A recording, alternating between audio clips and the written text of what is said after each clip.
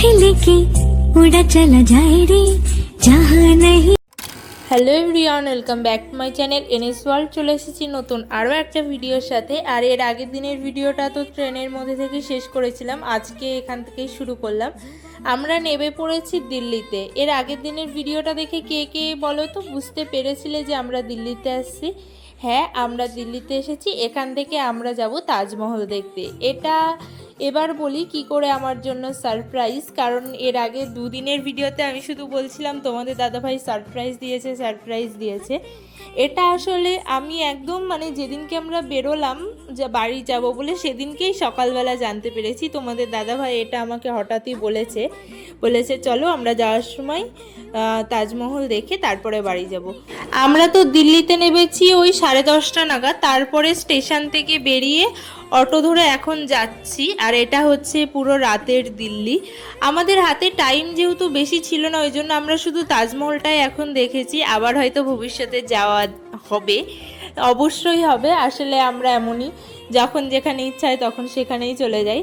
যাই হোক, এখন তো মেন কথায় আসি। আসলে দিল্লি থেকে বাস গাড়ি যাই হোক কিছুতে করে আগ্রা যেতে হয়। আগ্রায় তো তাজমহল। তো এখানে আমরা যাচ্ছি বাসে করে। এটা তো আমরা জানতাম না মোটামুটি যে কিসে করে যেতে হয়। তোমাদের দাদাভাই আসার আগেই বলেছিল ওখান থেকে আমরা গাড়ি করে যাব। তারপরে এখানে এসে আমরা যে অটোতে উঠলাম সেই অটো থেকে বললো বাসও ছাড়ে, তোমরা এসি বাস ভালো, ওই বাসে করেও যেতে পারো। তো আমরা দুজন ভাবলাম ঠিক আছে বাসেই যাওয়া যাক। কিন্তু এখানে একটা আমাদের সঙ্গে স্ক্যাম হয়ে গেছে। স্ক্যাম বলতে ব্যাপারটা হচ্ছে যে বাসে আমাদেরকে তখন বললো 3 ঘন্টা মতো টাইম লাগবে। আমরা উঠেছি মোটামুটি 1টার দিকে রাত, কিন্তু আমাদের পৌঁছাতে পুরো ভোর 5টা-6টা বেজে গেছে। আগ্রায় আমরা পৌঁছেছি ও মোটামুটি 6টার সময়, 6:45-6টার সময়। তো এখানে রাস্তাটাও কম না, কিন্তু আবার টাইমটাও একটু বেশি লাগিয়ে দিয়েছে। অনেকবার গাড়ি দাঁড়িয়ে গেছে, দাঁড়িয়ে বলতে কি জামে ফেসে গেছে।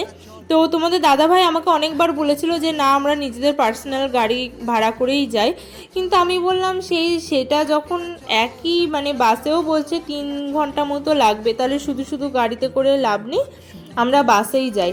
যাই হোক, আমরা ভেবেছিলাম আগ্রায় গিয়ে আমরা তাজমহলের কাছে কোনো একটা হোটেলে রাতটুকুনি থাকবো, থেকে সকালবেলা তাজমহল দেখে তারপরে আবার দিল্লিতে চলে আসব। কিন্তু আমাদের এই পুরো রাতটা পুরো বাসেই কেটে গেছে। এখানে দেখো ভোরও হয়ে গেছে, ভোরের আলো ফুটে গেছে। তো আমরা এই টাইমে আগ্রায় পৌঁছে গেছি, আগ্রায় যাচ্ছে বাস, প্রায় পৌঁছে গেছে। ওই জন্য তোমাদের দাদাভাই দেখো দাঁড়িয়ে পড়েছে উঠে ব্যাগ ট্যাগ নিয়ে।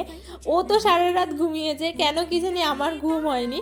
আমি একটু করে ঘুমাচ্ছিলাম আর বাইরের দিকে দেখছিলাম যে কি হচ্ছে না হচ্ছে। এই বাসটায় আসলে স্লিপারও ছিল, কিন্তু আমরা যেহেতু ভাবলাম 3 ঘন্টা লাগবে, ওই জন্য আমরা স্লিপারে টিকিট বুক করিনি, ওই জন্য আমাদের আরেকটু ফেসে গেছি। তারপরে আমরা আগ্রায় এসে এখান থেকে একটা অটো নিয়েছি। আর দেখো এরা স্কেটিং করছে কি সুন্দর। আসলে আমরা একদম তাজমহলের কাছে কোনো একটা হোটেলে থাকতে চাইছিলাম, যাতে আমরা ওখানে গিয়ে ফ্রেশ হয়ে তারপরে তাজমহল দেখে ওখান থেকে ডাইরেক্ট বেরিয়ে যেতে পারি। তো সেটাই পেয়েছি, একদম তাজমহলের কাছে একটা হোটেলে আমরা উঠেছি মাত্র 2 ঘন্টার জন্য। ফ্রেশ হয়ে কিছু একটা খেয়ে আমরা ওখান থেকে বেরিয়ে যাব। তো তোমাদের দাদাভাই আমি দুজনেই ফ্রেশ হয়ে নিয়েছি। আর এখানে দেখো ছোলা ভাটুরা আর চা জল এগুলো অর্ডার করেছিলাম। তো তোমাদের দাদাভাই খেতে বসেও পড়েছে, আর আমি এখন খেতে বসবো। ফ্রেশ হয়ে ব্যাগ ট্যাগ আবার প্যাকিং করে নিয়েছি, যাতে আমরা তাজমহল দেখে আবার চলে আসতে পারি। আসলে আমাদের ফ্লাইটটা ছিল ওই 4:05টার দিকে। তো আমাদের এখান থেকে আবার যেহেতু আসতে পুরো রাত লেগে গেছে, আমরা তো টেনশনে ছিলাম যে আমাদের যাওয়ার সময় আবার কত ঘন্টাই না লাগে। তো আমরা ভেবেছিলাম এইবারটা তোমাদের দাদাভাই বলেই দিয়েছিল এবারটা কিন্তু বাসে যাব না, এবারটা গেলে গাড়িতেই যাব। ওই জন্য আমি আর সাহস করে কিছু বলিনি, আমরা গাড়িতেই এসেছি। যাই হোক, সেগুলোও তো দেখতেই পাবা। এখানে চলে এসেছি আমরা তাজমহলে, এখানে আমরা ঢুকছি। তারপরে দেখো টিকিট কাউন্টারে লাইন দিয়েছি। আসলে কি জানো তো, তোমাদের দাদাভাই না আমার সব ইচ্ছে সত্যি বলতে খুব পূরণ করে। ওর সঙ্গে আমি কোনো একটা কথা যদি মনের ইচ্ছা যদি একটু বলেও দিই, ও সেটা ঠিক মনে রাখে আর কোনো একদিন না একদিন পূরণ করেই দেয়। তো আমি এই যে আমরা বাড়ি যাব বলে বেরোনোর আগের দিনই মজা করে ওর সঙ্গে বলছিলাম যে তুমি যাওয়ার সময় আমাকে তাজমহল ঘোরাতে নিয়ে যাবা। তো ও বলেছিল ঠিক আছে। আমি ভেবেছিলাম, আমি ওকে এটাও বললাম যে অমন দিল্লিতে স্টেশন যখন আসবে দিল্লি, তখন নামিয়ে আবার হাত ধরে তুলে নি বা ট্রেনে, অমন করে আমি যাব না, থাক। কিন্তু ও সিরিয়াসলি ভেবে আমাকে নিয়ে চলে গেছে, সেটা সত্যি আমি কোনোদিন ভাবিনি। আর দেখো আমি না হাতে চূড়া পরেছি, এই চূড়াগুলোও তোমাদের দাদাভাই আমার জন্য এনে দিয়েছিল। আমার খুব শখ ছিল এই চূড়া পরার, তো তোমাদের দাদাভাই এনে দিয়েছে। আর এখানে এসে আমরা এখন ঢুকছি ভেতর দিকে। এখানে না অনেক বাঙালি ছিল, সত্যি কথা বলতে। এইখানে বৃন্দাবন তো কাছে, আমরা মোটামুটি বৃন্দাবনের ওপর দিয়েই এসেছি। তো বৃন্দাবনে তো এখন যাইনি, যাব, খুব তাড়াতাড়িই যাব। তো এরা মনে হয় সবাই বৃন্দাবন থেকে এখানে এসেছে। কত বাঙালি ঘুরে বেড়াচ্ছিল, আমার ভীষণ ভালো লাগছিল দেখে। তারপরে আমরা চলে আসলাম এখানে, এই মেন এইটা গেট, এর ভেতরেই হচ্ছে তাজমহল। এখানে এসে আমরা একজন ফটোগ্রাফারকেও বুক করে নিলাম, বুক করে তাকে দিয়ে ফটো তুলবো। মোটামুটি এখানে একটা ফটোর দাম ওই 30 টাকা মতো, কিন্তু আমরা অনেক ফটো তুলেছি বলে একটু কম হয়েছে। অনেক বলতে অনেক ফটো তুলেছি আমরা, সেগুলো অবশ্যই তোমরা ব্লগ দেখলেই জানতে পারবা। আমরা দুজনেই জানো তো বড্ড অবাধ্য, মানে আমরা কারোর কোনো কথা খুব একটা শুনি না, এটা সত্যি, এটা আমি আজকে স্বীকার করছি। আমরা আমাদের দুজনার যেটা মনে হয় সেটাই একটু বেশি করি। হয়তো এখানে না আসার, মানে এখানে আসার কোনো কারণই ছিল না, কিন্তু তাও আমরা চলে আসলাম। তোমাদের দাদাভাই সত্যিই এমন। যাই হোক, জীবন এমন করেই যেন আরও কয়েকটা জায়গা দেখতে পারি ওর জন্য আসলে। তারপরে এই দেখো, এটা হচ্ছে সেই তাজমহল, যেটা দেখতে এত এত এত মানুষের ভিড়।